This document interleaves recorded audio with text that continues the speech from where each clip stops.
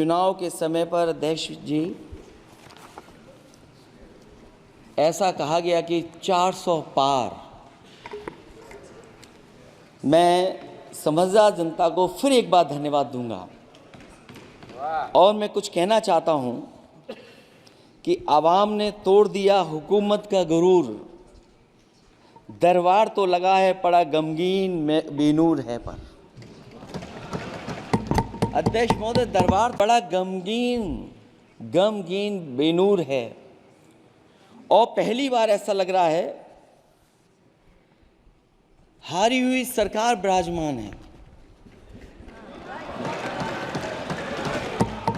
जनता कह रही है चलने वाली नहीं सरकार।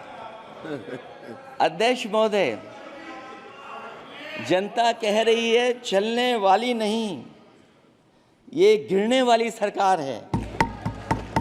और क्योंकि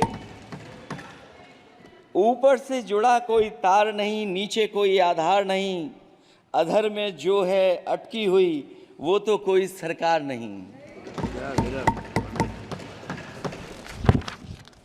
दरअसल पूरा इंडिया समझ गया है कि इंडिया ही प्रो इंडिया है। इस चुनाव में इंडिया अलायंस की नैतिक जीत हुई है। ये पीडीए इंडिया की सकारात्मक राजनीति, पॉलिटिक्स जो पॉजिटिव है, पॉजिटिव पॉलिटिक्स की जीत हुई है।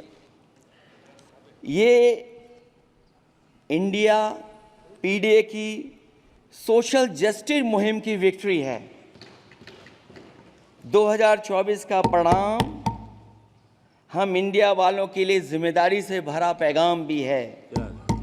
और अगर हम यूं कहें अध्यक्ष महोदय कि 15 अगस्त 1947 अगर उपनिवेशिक राजनीति से आज़ादी का दिन था तो 4 जून 2024 देश के लिए सांप्रदायिक राजनीति से आज़ादी का दिन रहा। ये सांप्रदायिक राजनीति के अंत और सामुदायिक राजनीति की शुरुआत है। जहां सांप्रदायिक राजनीति का अंत हुआ है, वहीं सामुदायिक राजनीति की शुरुआत हुई है। सबसे अच्छी बात हुई ये है कि इस चुनाव में सांप्रदायिक राजनीति की हमेशा के लिए हार हो गई है। अध्यक्ष महोदय, कहने को सरकार ये कहती है कि ये 5th लार्जेस्ट इकोनॉमी बन गई है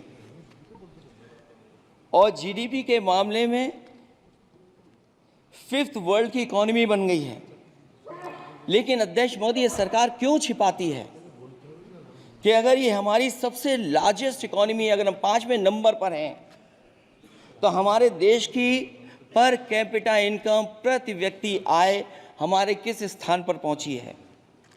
और हम लोगों ने तो अध्यक्ष महोदय देखा है कि अगर दिल्ली की सरकार ने कहा होगा कि $5 ट्रिलियन की इकोनॉमी बनेगी, तो जहां से प्रधानमंत्री जी चुन करके आते हैं, वहाँ का प्रदेश के सरकार भी कह रही कि हम $1 ट्रिलियन इकोनॉमी बना लेंगे।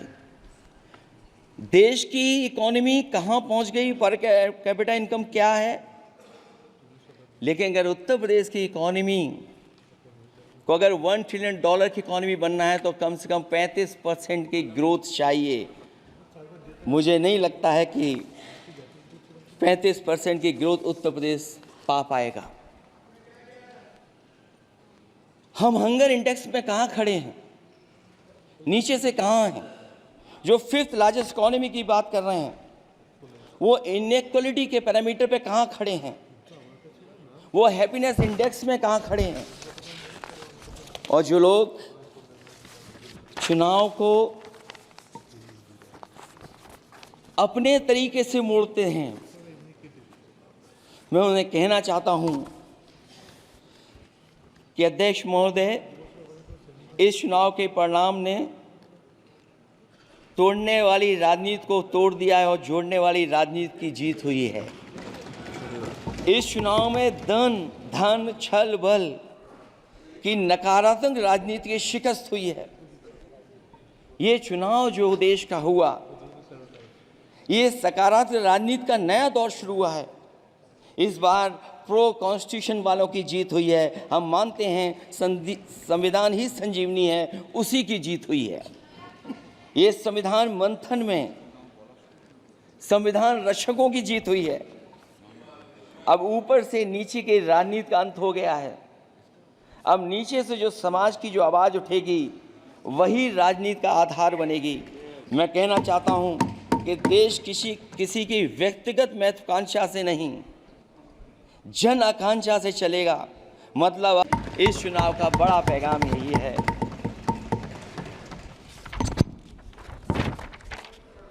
अध्यक्ष महोदय,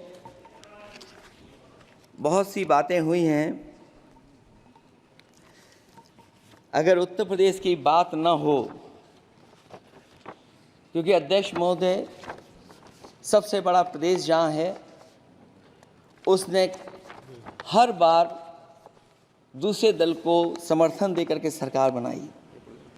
मैं उन्हीं लोगों से कहना चाहता हूँ कि लोग क्यूटो की फोटो लेकर बनारस की गलियों से लेकर के गंगा जी तक ढूंढ रहे हैं। उनको लगता है जिस दिन माँ गंगा साफ हो जाएंगी, शायद उस दिन कहीं क्यूटो उसकी गोद में कहीं मिल जाएगा। बनारसी लोग चाहते हैं कि कोई गंगा जी के भी तल में उतरकर उसका दर्द भी जाने। उत्तर प्रदेश की जनता का बस यही आग्रह है कि जिस गंगा जल को हाथ में लेकर सच कहने की कसम खाई जाती है, कम से कम उस गंगा जल से तो झूठ ना बोला जाए।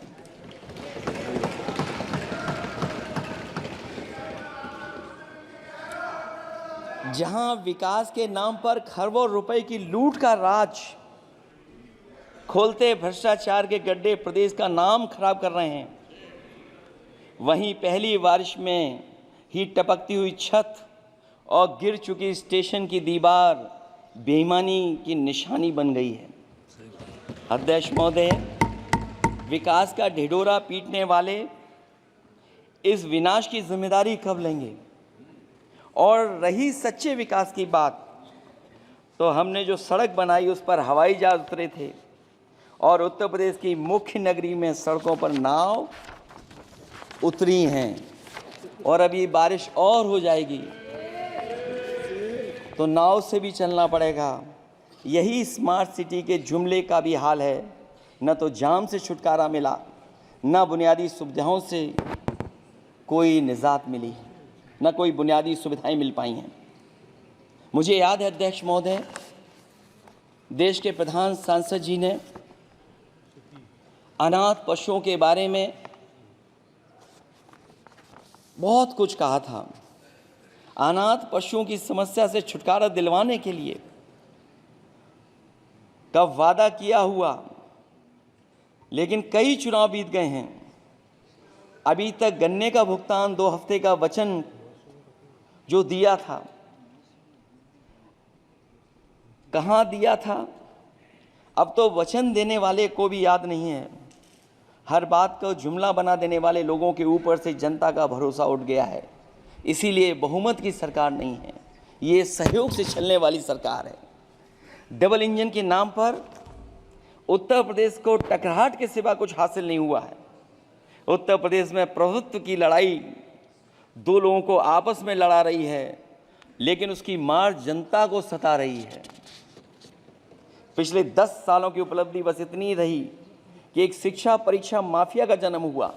अध्यक्ष महोदय, जिस समय चुनाव में थे और उत्तर प्रदेश में वो हालात देखे हैं कि नौजवान जब भी तैयारी कर करके जाता था और परीक्षा दे, और उत्तर प्रदेश में केवल एक पेपर लीक नहीं हुआ है, जितनी भी परीक्षाएं हुई हैं सब पेपर लीक हुए हैं। केवल उत्तर प्रदेश ही नहीं, मैं माननीय सांसद की तरफ से सुन रहा था, कई ऐसे प्रदेश हैं जहां पर परीक्षाएं देने तो बच्चे गए, लेकिन वहां भी पेपर लीक हो गया।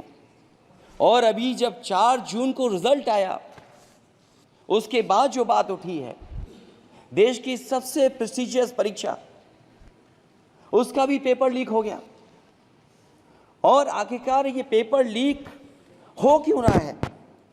सच्चाई तो ये है कि ये सरकार पेपर लीक इसलिए करा रही है कि सरकार नौकरी नहीं देना चाहती, रोजगार नहीं देना चाहती, उन नौजवानों का भविष्य नहीं बनने देना चाहती। पिछले 10 सालों की उपलब्धि बस इतनी रही है कि एक शिक्षा परीक्षा माफिया का जन्म हुआ है, जिसने तथाकथित अमृतकाल में युवाओं के भविष्य की आशाओं को ही जहर दे दिया है। जो सरकार उम्मीद को मार दे, वह न तो वर्तमान को सुधार सकती है, न भविष्य को संवार सकती है। सरकार आशा का प्रतीक होनी चाहिए, निराशा का नहीं। जनता चाहती कि हर समस्या के लिए बीते कल को जिम्मेदार ठहराने के बहाने को सरकार छोड़े और आने वाले कल की बात करे। अगले 1000 साल के झूठे सपने दिखाने वाले अगले महीने होने वाली परीक्षाओं के लीक न होने की गारंटी कब लेंगे? जनता अब न तो किसी बहकावे में आएगी और न किसी के बहलावे फुसलावे में आएगी। जो लोग कहते हैं कि अमृतकाल की बात करने वाले जनता का जागरण काल आ गया है, आज इस सदन में नए राजनीतिक जागरण के अनेक प्रतिनिधि बैठे हैं। अब जब बात होगी तो सच्ची बात होगी और जनता को पूरी सच्चाई के साथ हम लोग अपनी जिम्मेदारी के साथ बात रखेंगे।